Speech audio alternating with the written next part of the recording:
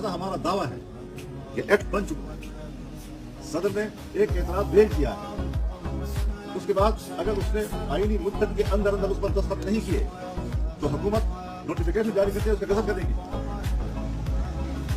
اور صدر عارف علوی انہوں نے جو دستخط نہیں کیے تو کیا اس وقت حکومت نے اس پر باقاعدہ نوٹیفیکیشن نہیں کیا؟ اس ایکٹ کا غلط نہیں کیا انہوں نے؟ چیزیں ہیں جو ریاستی ادارے، حکمران، ذمہ دار لوگ ملک کو بحرانوں کی طرف دھکیلتے ہیں. ہم نے تو اپنے آپ کو قانون کے حوالے کر دیں.